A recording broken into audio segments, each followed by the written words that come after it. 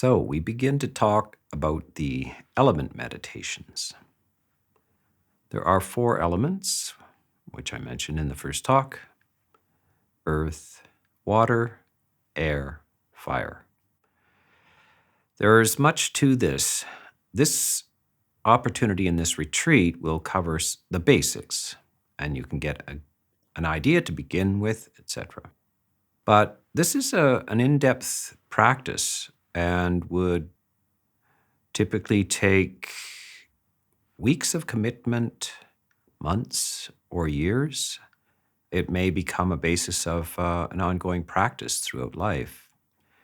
And it's something which has a couple of benefits, primarily that one can escape the negative emotional processes of the mind. One can enhance the positive processes of the mind, and especially the ability to stay focused, clear, sustained attention. And this attention, by the way, what we might call mindfulness, but also sustained attention, is important in all aspects of life. But this particular exercise is to serve a higher purpose. It's not simply to enhance your ability to pay attention so that you can function in society or do better at work or something like this. Those may indeed be side benefits, but this is serving a purpose, and that is the purpose of ultimately liberation through clarity and wisdom. Clarity and wisdom are the purposes of this. And in the meantime, there are rewards for just arriving at the mind uncluttered by what are called the hindrances. The 5 hindrances, primary negative emotional and psychic irritants. The first is greed, any kind of longing and craving and desire. I must say, though, that it doesn't mean that you're demotivated in life, that you can't go to work or something like this. This is not what is meant. It means to be living in a state of lack. So if we can find you a way to overcome the state of lack, then your life will be much improved. The quality of your life will be much improved. Hostility, anger, irritability, etc. is the second of these hindrances. And this is very painful and problematic in a person's interior. And if we can undo that and free you from that, then your emotional state will be greatly improved. Agitation, the inability to be at rest, to be at peace, to be at ease, is also a great deficit in life. And if we can free you from that, you will be very, very pleased with the results. The opposite of that, of course, is the heaviness, sloth, languor, and so forth. Also, types of depression, heaviness. This can be relieved through this samadhi practice as well. And the last one is the doubtful mind, frivolous doubt or inability to resolve simple matters, the inability to decide whether you were going to get iceberg lettuce or leaf lettuce, can be paralytic in life. So many impossible, tiny decisions. But if the mind is more solid and lucid and balanced, then these decisions are easily made. So doubt is overcome. These are the 5 hindrances in brief, and you can see further talks by me on the entire list of these 5 hindrances in detail. And this relates very importantly to these kasina meditations and the element meditations. So this element meditation that we're about to undertake is a way of strengthening and giving more weight and solidity to the capacities of the mind. Sustained long-term ability to focus with and accompanied by emotional joy and ease. So this is something to be devoutly desired. Now, what we're going to use as the first element is the earth element. Now, there are two ways of doing this. One is the raw earth itself. And you can simply apprehend this on a field of soil, even in a garden of soil. However, the perception of soil, like this, it's actually soil that you want to perceive.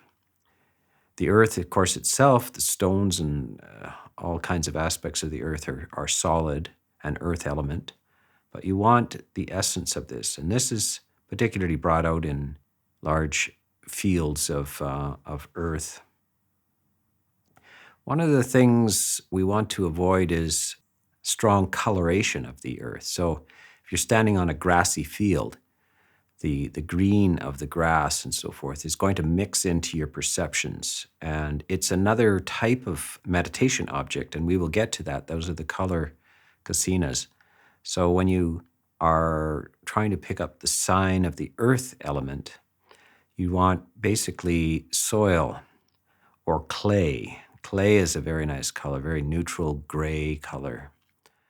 Certain types of light soil are also good. If there are strong elements of red or any of those things in the soil, then it's not so good for your development of this idea of the earth. Now, this you think about this in terms of evolutionary development. Wherever the soil is rich and abundant, then all kinds of things that grow and feed you are available. All kinds of enhancements of your environment and well-being are there. So humans would be naturally tuned in to rich and abundant soil possibilities. If it's just sand or something like this, then it has no capacity to sprout life. So this is the nature of this particular object of meditation. So that's the kind of raw earth element. There are refined earth elements too, and this is perhaps how you're going to do it in your condo in downtown Manhattan or in Berlin or wherever you are, and maybe even in the suburbs where it's not easy to get access to open farmland, etc. So if you can get yourself a disc of clay, now you can do this yourself. The way the commentaries describe this is that the monk makes this disc, this kasina of earth himself. And he gets earth and extracts the pebbles and the grass, etc. from it. And then he smooths it out, mixes it with water, and puts it into a form. And this form is a little circle, maybe 10 inches in diameter. And this has preferably not much in the way of coloration to it. You can go to your local arts and crafts store or pottery store and get some raw clay, of course, which is very convenient. And just make something out of clay itself. Or you can just find perhaps some sort of finished product which is made from sort of a neutral gray clay.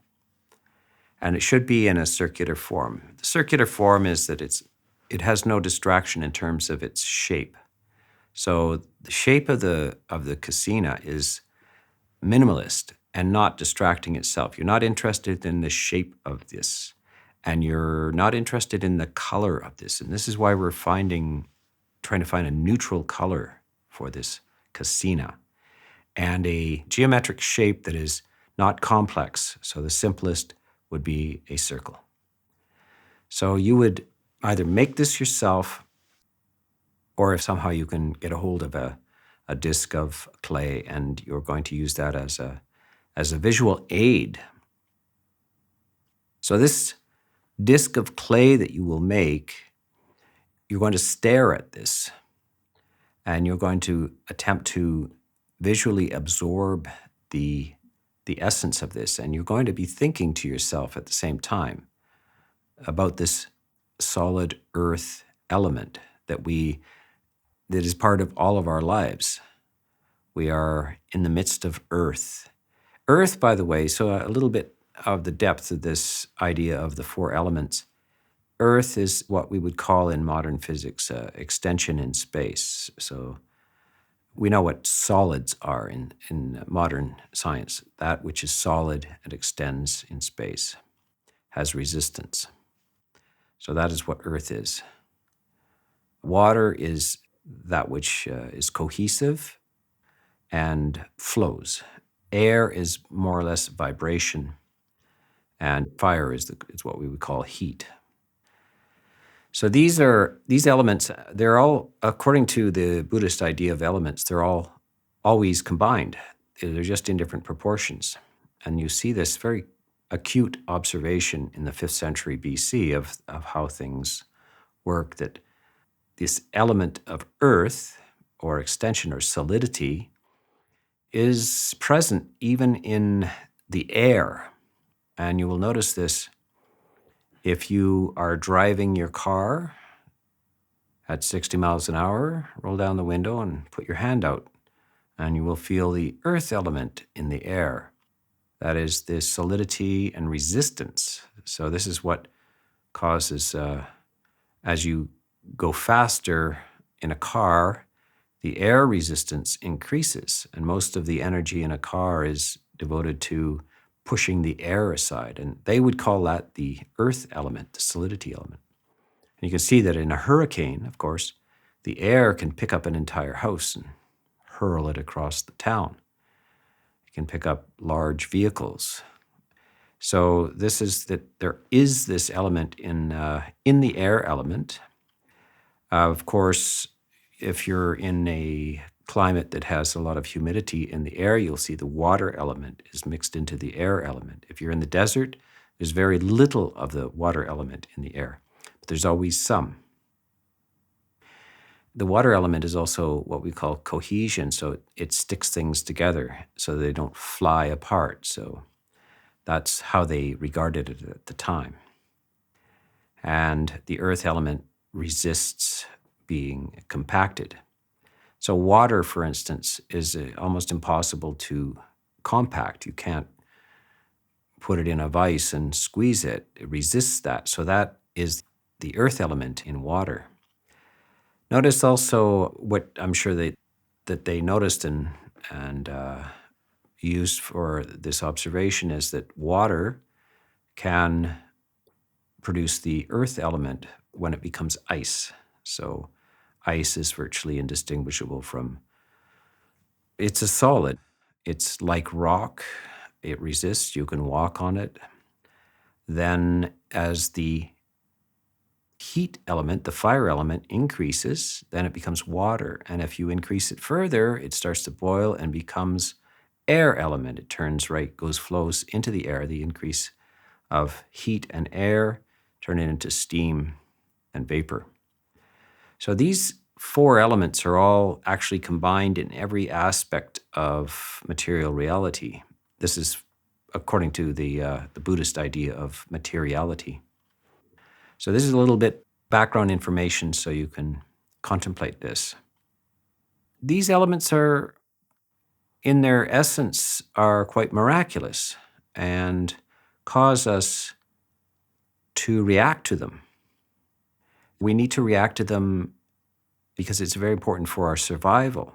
So that the core elements of these are critical to the way we get food in life, what we clothe ourselves in terms of the weather, the shelters that we build, how we navigate, how the process of living near water and using water. Where are you going to build your house? Are you going to build it in a hurricane zone or a high wind zone? Are you going to get in out of the wind behind some strong earth objects? So this is critical to human survival. We must intimately know the environment. And of course, these four elements are within us as well. So the earth element is this element of solidity or extension. And when we look at this clay that we have, this clay object, and I think you could use cement as well for this. It's a nice kind of neutral gray quality. You should make a little boundary around the outside of this so you can distinguish the earth. So a little metal collar around things, or some other, any even plastic collar, which would limit the boundaries of this earth element so you can plainly see it. So you want to focus your mind on this object. So now it looks like a dinner plate. So if a dinner plate is flat, or a frisbee. So this is about the size of a frisbee or a dinner plate, and then you stare at it and try to sense this idea of essential earth element. This is the earth, it's made out of the earth, and it's solid and has extension. And you're to spend a good deal of time staring at this and contemplating this as if you were encountering this for the first time. Notice toddlers, babies, when they encounter solid objects, they're wide-eyed and fascinated by it. Sometimes they try to put it in their mouths, or they just feel it, touch it, move it. We want to come back to a new appreciation, a hyper-appreciation of this quality of the earth element. So this earth element you will find yourself a comfortable meditation posture and stare at this, and you might even use the word earth, soil, any of those kind of words that mean something to you. And if you're in another language, or your primary language is something other than English, use the word in your primary language, because it has a lot of resonance, has a lot of meaning in your primary language. So this is in fact what the commentaries say, is to repeat the name of this element. And it's no point in repeating it in Pali, because it's not essential to the language. It's something that means something to you, the earth, the earth. And then you are to internalize this. By the way, so some people will internalize this quite quickly. You are to be able to recall this without the sight of it. After a while, staring at it, after you close your eyes, a kind of an after image of this kasina disc, this element disc, will remain. And it's not the color after image. So it's not, for instance, if somebody takes a snapshot of you, a flash camera goes off, you see a blue light afterwards. It's not that after image. It's the image that you pick up and are able to reproduce in your mind. Now, a lot of people are not very visual, so that's going to be difficult for them. So there's an after image which you can recall. You can bring this to mind. And this is the long process for some people to be able to internalize this. And the demands on attention are extreme. So you're staring at a simple clay disc, and it's not very interesting. But in itself, it's not very attractive or interesting. However, you are going to create interest. You are going to focus your full attention on this disc. And suddenly, you will be interested. And accompanying this interest is the emotion of joy. And also, the body will relax and be at ease. This is the byproduct of attention itself. What makes things interesting in life is that you are interested in them.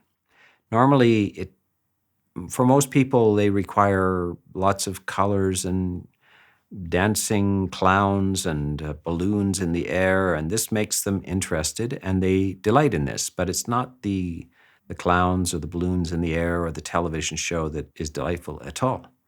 It is the fact that you are paying attention is what's delightful. So this is something to contemplate as well. This is a little magic, an insider magic, is that what makes life interesting? It's not variety, it's interest itself. So to be interested is the source of joy of mind and ease of body. If you have a short attention span and nothing catches your interest, you will know that you are depressed. You are not happy. Nothing catches your attention. Therefore, the world is meaningless to you, and you abide in sort of sloth and negative feelings. So this is the cure for such things as sloth and negative feelings. Interest. But how do you get interested? Well, one thing is to know that there is no other way out of this. The negative feelings that you have when you lose interest in the world are very unsatisfactory, very unpleasant. And one wishes for the positive emotions to return, but somehow can't do it. Once you understand what it is that causes these positive emotions, then you can just institute it. All you have to say is, I am not paying attention. I am not focusing and being interested. Therefore, I am experiencing the negative results of that attitude to the world. Notice in children very early that everything is interesting to them. A piece of paper lying on the floor is fascinating. The carpet is fascinating. Grass is fascinating. A stone is fascinating. Everything is fascinating. So they're in a state of intense, rich experience. As we get older, we've seen these things, we understand what they are, and we lose interest, unfortunately. But in adult life, sometimes we have special interests. And so when you delight perhaps in music, or you delight in art, or you delight in nature, you delight in another person, you delight in literature, the reason why you delight in it is that you're interested in it. It somehow has caught your interest. So it's not, none of those things are the important part. It's the interest itself. It's your mind itself is the source of the magic. So what we're trying to do is more or less swallow the world. Yes, swallow the world. We are going to internalize the earth element, and we're going to make it available to us through our mind, and we're going to make it available at will. And if we internalize this and have it available to our mind, it's a solid, sustained object because it has become internalized. So first of all, you take the simplest possible earth element and neutralize the color. It's some sort of grayish color. And you limit the shape of it, make it a circle. And there are no distractions. And you sit down there and you stare at it until you can bring it to mind. And then you invest your full attention into this. Now, something is going to happen. Out of this visualized image is going to emerge a facsimile, something that is reproduced by the mind itself. The essence of this object is going to be, this is called the counter image. It is mind-made. It is, there's also another word called nimitta. It is a mind-made perfect substitute for the external object, which has faults and flaws in it. And when your mind is fully attentive and fully engaged, it produces the essence of the object. And that's how you know that you are truly focused. Even to make this talk here, before I begin to talk, we have to adjust the cameras that are focusing on me.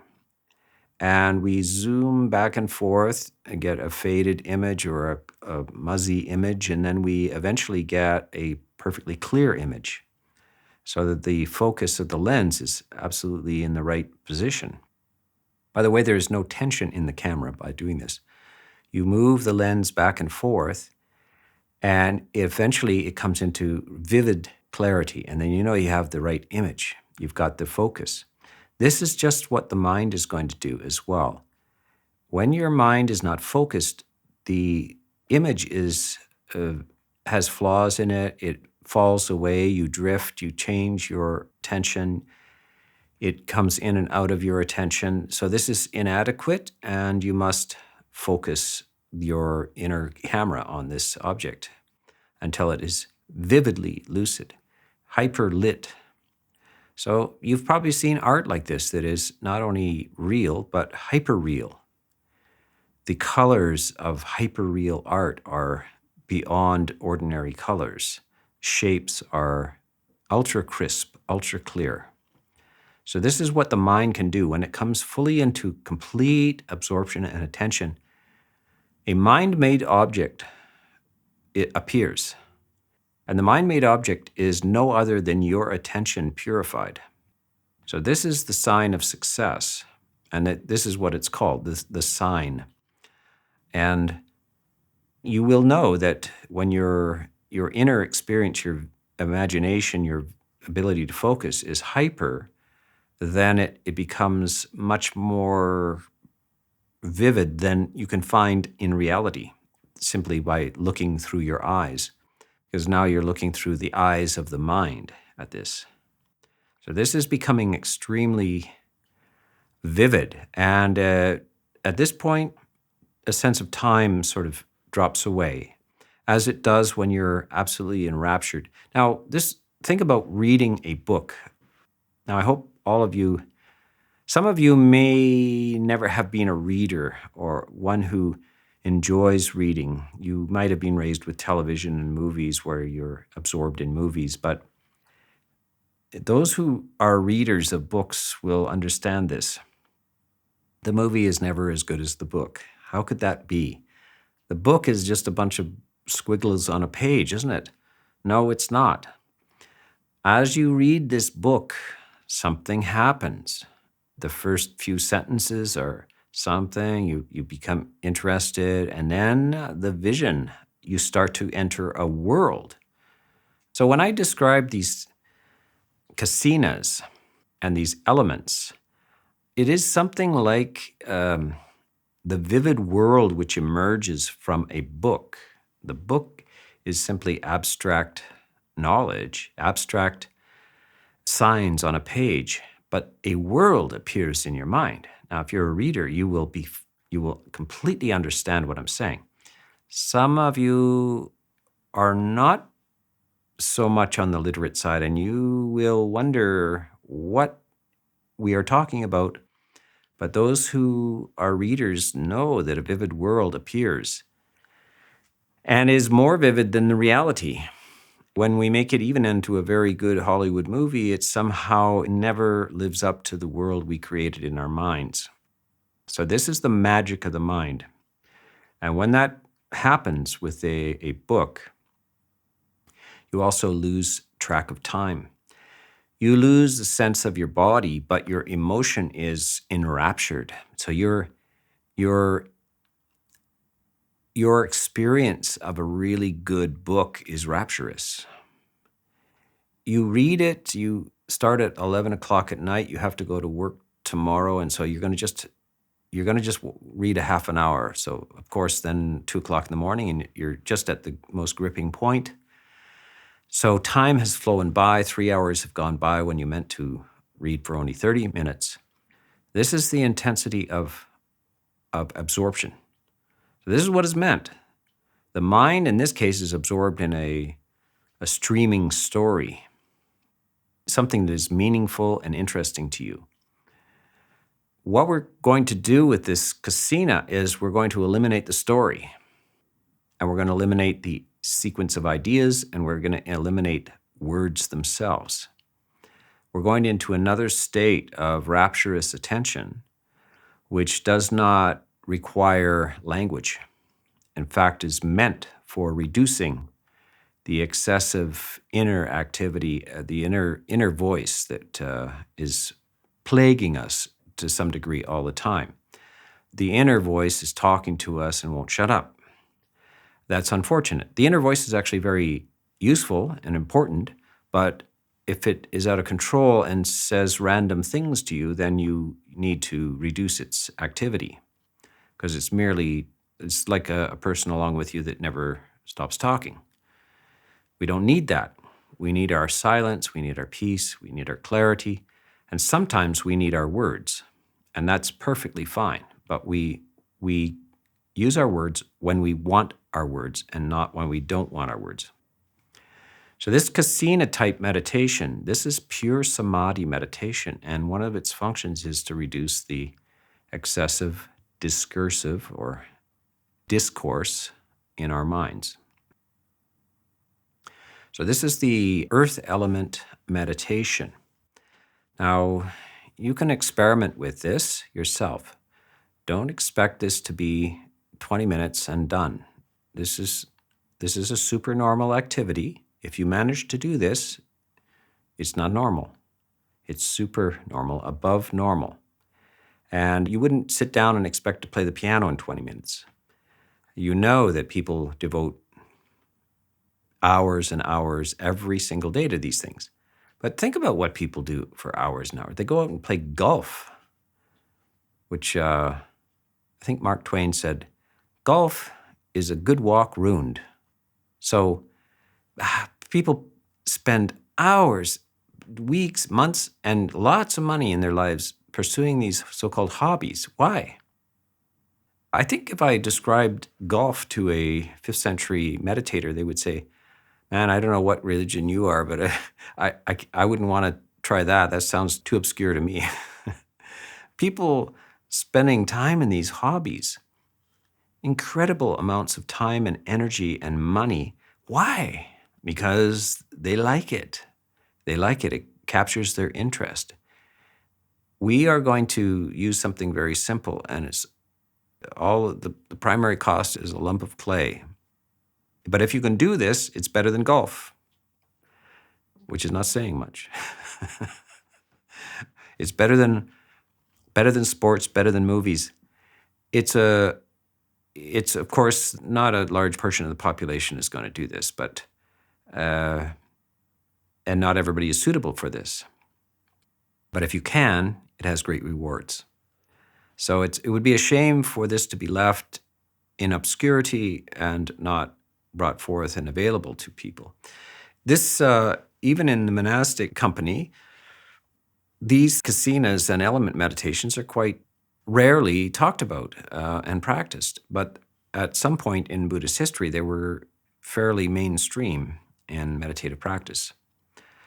And I don't know how many people will take this up, but I know that if the information is not made available to people, then nobody will take it up. So instead of poring over obscure commentarial texts, as I had to do, I am trying to make it a little less painful for you to access these meditation subjects and objects. And I want to tell you, the function of them, and it is to produce this samadhi.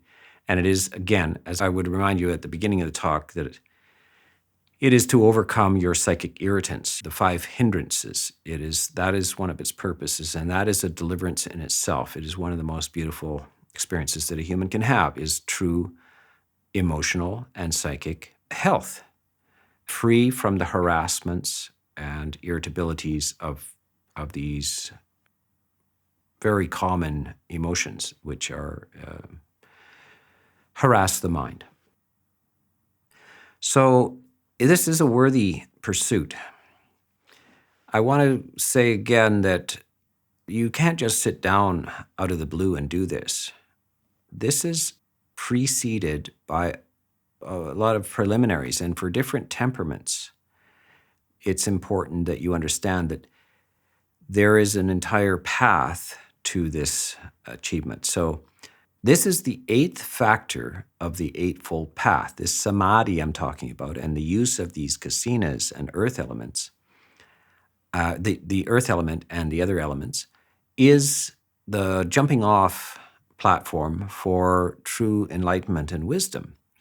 But it's the 8th factor, so there's 7 before this.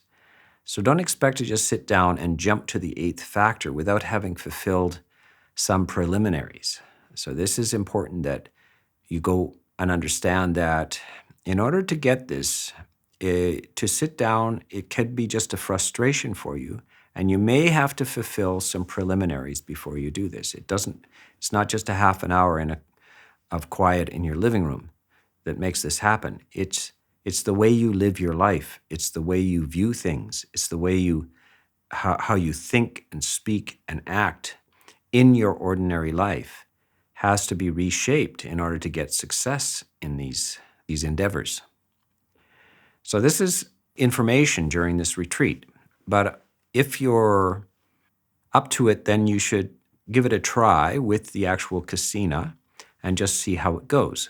By the way, so you can also go out and find some raw earth, which fulfills the description that I gave you of not too colorful soil, that kind of thing, and just try to absorb the feeling of it and what it does to you emotionally and whether it grounds you. By the way, there's all kinds of phrases in the English language and most languages that are bearers of messages from previous times. To be grounded is to have both feet on the ground, both feet in the earth element, to be solid instead of floating away. And so see if you can find it in either of this form, the raw form of just earth and the more refined form of the kasina. And you'll have to go and manufacture this yourself and make these things yourself, but it's well worth it. So give that a try at home. And during this retreat, you can focus on any one of the topics that I'm giving, and of course, far beyond the retreat, and it will be recorded and available, so you can go over the instructions again and again in the future and repeat them. So the water element is the next element, and it is simpler than the earth element. Water is very easy to access. It's everywhere. You can go with the raw experience, go down beside a lake or a river, feel the power of this. If you have a waterfall, even in fountains in cities and so forth, you sit next to it and feel the experience. The refined version of this is a bowl of water. So you get yourself a bowl, and the bowl, fortunately, is easy to come by these days, and you fill it with water. And then you sit in front of it, and you say to yourself, water, water, in whatever language is most meaningful to you. And look at this perfectly still, lucid, clear water. And again, absorbing it through the eye, you see it, and you also have a feeling for water. Water has a sort of a tactile experience. It's experienced through many ways.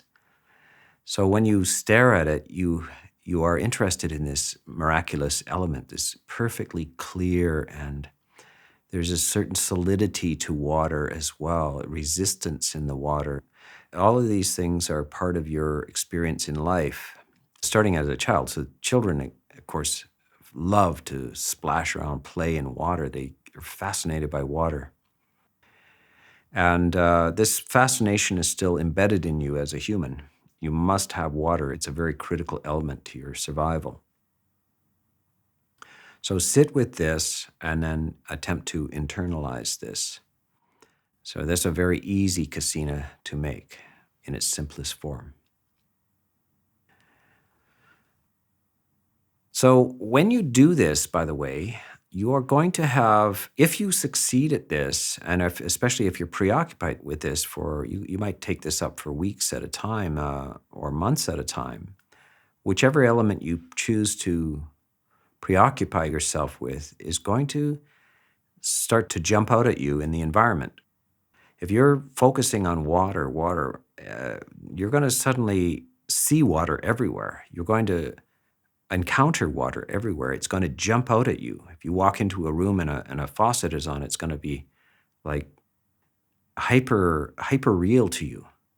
The solidity of a floor as you walk across it, if you're doing the earth element, or the sight of a garden or any of this stuff is going to jump out at you. So all of these, be forewarned, not to be alarmed. If you're doing color meditations and you're focusing on the color blue, blue is going to jump out at you everywhere. If there's a pen on the table in a large room and that pen happens to be blue, it's going to be the object in the room is going to bring itself to your attention. If red is the case and there's a red pen on the table, it's going to jump out at you. Do not be alarmed. This is important. That when you do these concentration exercises, these samadhi exercises, it is your mind is being used in a very special and unusual way. And you need to be forewarned that there are sometimes unusual side effects to this. And you may be concerned for your mental health, et cetera, if you are not forewarned that when you continuously pay attention to something, that it jumps out at you. This happens, for instance, in medical school. Whether you're doing nursing or becoming a doctor, you are focusing on these diseases. And it's very common for doctors and nurses to suddenly start seeing this disease everywhere and including suspecting that they have it. When you have detailed descriptions of what happens to your liver and so forth, you think every time you get a little twinge in your side, you think, I've got it. I have lupus. I have I must have some vitamin lack or something like this. You whatever you focus on all the time. Now, this happens also if you're focusing on violence, then you begin to be paranoid and suspect that violence, if you walk in a certain area of the city, that somebody's going to attack you, and you see potential attacks everywhere. You see this in spy movies where everybody becomes a suspect. You don't know who is watching you. This is, of course, a characteristic of modernity with computers, like who's watching your activity on your computer. You hear about this now. Who's observing you while you're observing the world? So it's just a natural part of the mind. So don't be concerned if you do devote yourself to this for a period of time, that these elements jump out at you and you start to see them everywhere. So it's just a little preliminary cooling element to you. So I will leave this for today, and we will continue our element talk in the next section, and that is for air and fire.